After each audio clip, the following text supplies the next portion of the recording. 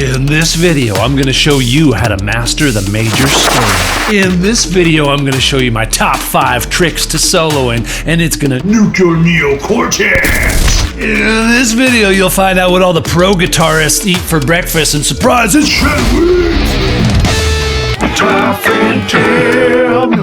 In this video, we're just going to chill on the whole YouTube energy and just take the scenic route to discover some simple tricks I use whenever I'm in a major key. Today, I'm gonna react to a video of my own playing. Yikes. And by the end, I think you'll see the major scale in an entirely new way. A game-changing way. Nope.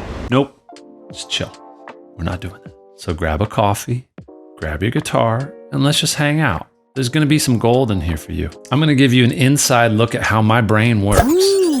No, not that side of my brain, the guitar playing side. So when I'm playing guitar, I see very specific areas of the neck light up based on what I want to play and when I want to play it. See, for some reason, we all fall into this trap of believing that more advanced players are just so much better than us, they must see all of the possibilities on the neck at all times. But if that were the case, they'd only be seeing this.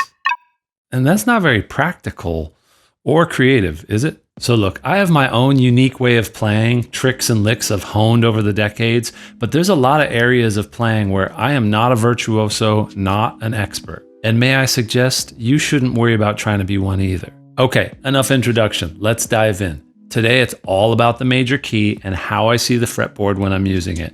Take it away, Tim's number 2 and 3.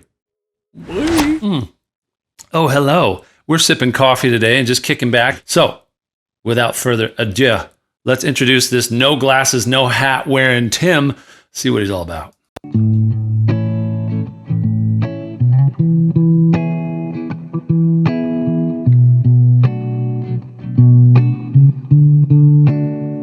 Okay, check it out. Let's talk about this chord progression first. So when I grab A and I decide I'm just going to play an A for no particular reason, I instantly see all these possible chord progressions that light up. So I hit A, I right away have the 4 and the 5. I have the 6 and I have the 2. Anytime I grab a low 6-string root, I've got these choices that light up and I can spell out a chord progression right away.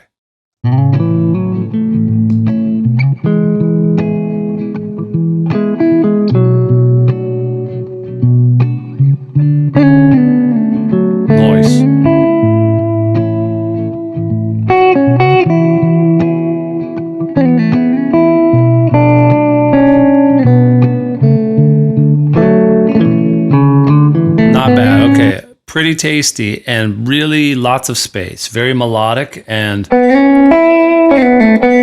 that's all A major pentatonic. I've got my root right here, but if I go below that root, I've got what I call the my girl shape. Don't demonetize me. But you get all of these really singable lines. And then what I added to this, and I tend to do this, is that I add in the scale degrees that aren't normally in the pentatonic. So that's the 4th. So I do the, and later on I might add the, that's the 7th degree. And I just like bringing that in when it's a very major kind of sweet sounding context.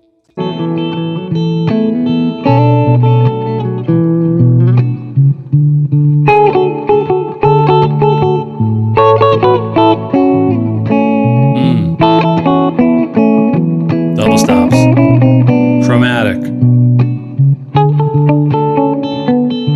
descending thing, octaves.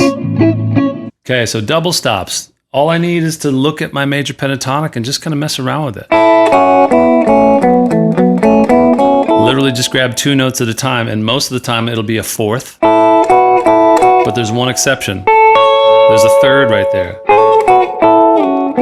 There it is again. Okay, some favorites. Tim number 3 here, just to make it clear, key takeaway number 1, mess with the major pentatonic. Try playing 2 notes at a time. Those double stops sound sick. And get a taste of the deluxe pentatonic scale. That's a term I made up. I like to see the major pentatonic as the skeleton. And then when I want to zhuzh it up, I put back in the degrees that we took out. The 4th degree and the 7th degree. Now, some of you may be saying, hold up, that's just the major scale, isn't it? And to you, I say, shh, you'll spoil my diabolical plan. The major scale gets taught first, and I don't know why, because it sort of overwhelms a lot of us. The pentatonic is just so much easier to learn, easier to find and work with, so that when we decide to occasionally add back in those 2 extra notes, it just hits different. I'll treat you nice.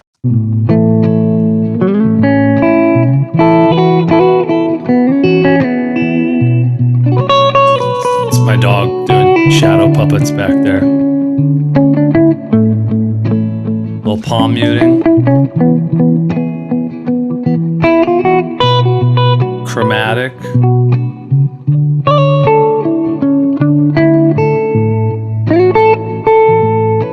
Okay. We'll talk about that. So right there, in my head, I'm kind of going to like the gravity spot, or the B.B. King spot is another way to think of it. And I always know how to find that. Basically, anytime I'm in a major key, that sort of lights up already. I usually see it based off, again, that low 6-string root. I know that I've got my bar chord shape. I know that I've got my 6. And that kind of creates a connecting bridge up to this little D shape. That D shape has that root right there. So even when I'm way down here, I sort of have access in my mind to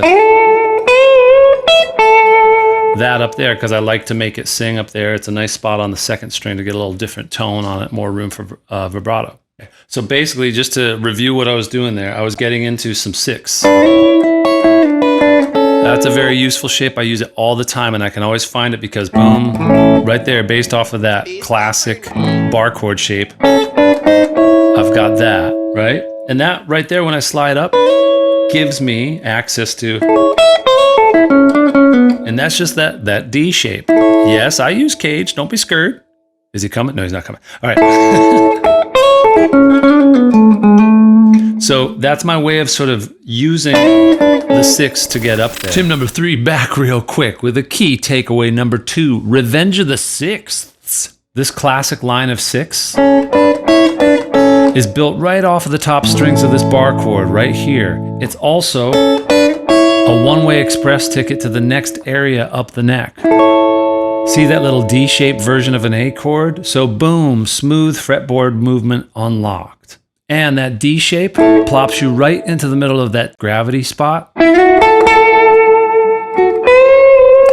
into the Wonderful Tonight spot, into that We're All Ripping Off B.B. King Whether We Know It or Not spot. Amen and thank you, BB. May we all have the blues this sweet every day.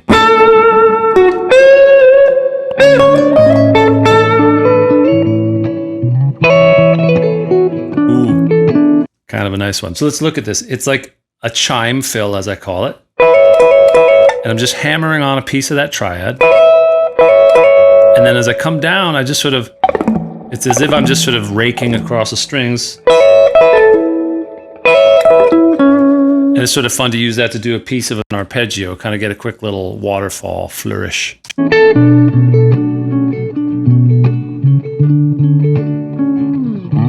Good repetition there. Ooh, yeah. Okay. So that little thing I did there, I use all the time. And I can't stress enough how often this little thing will spice up your rhythm playing, my rhythm playing at least. It's sort of like a Hendrix thing. So anytime I have a major chord, I can slide up into this and I can move that around. I can do that on the 5 chord right there.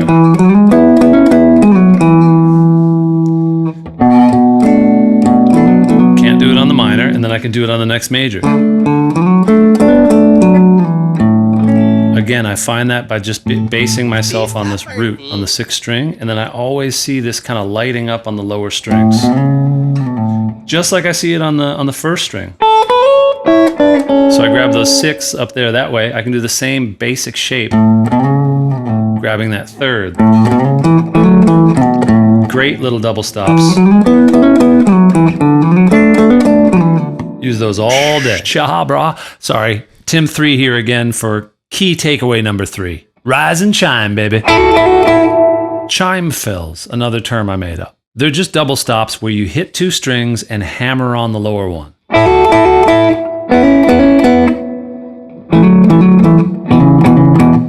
On the high strings, they sound kind of country and sweet.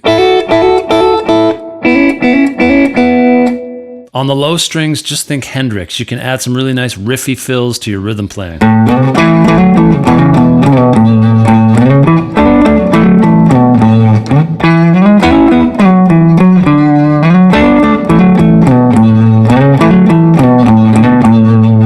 Oh, by the way, if you like the sort of weird way that I teach, I do full fancy lessons over at guitarfriendtim.com. The link is below. And if you're liking this video, if you could give it the old... It really helps. So that's what my brain looks like in a major key setting. In fact, this is what I actually call major major. Another term I made up, sorry. Why major major? The reason why is because it's not major blues. I'll leave you with this, and this is just my subjective take on it. There are 4 main flavors, 4 tonalities that make up 90% or more of the music that I play. Major major, minor minor, major blues, minor blues. What? I know. AKA Ionian, Aeolian, Mixolydian, Whoa, English, Poindexter. I'm not trying to major in Latin over here. What is this? It's the 4th Tim, and he's apparently from the Bronx. What is this, Greek? Bet you didn't know this was going to be a multi-part series. It is. You just finished part 1. This is going to be bigger than Twilight, except with more werewolves. This is going to be bigger than The Wire. Everyone's going to make you watch it, and then you're going to see it, and you're going to be like, it was all right. Well, then.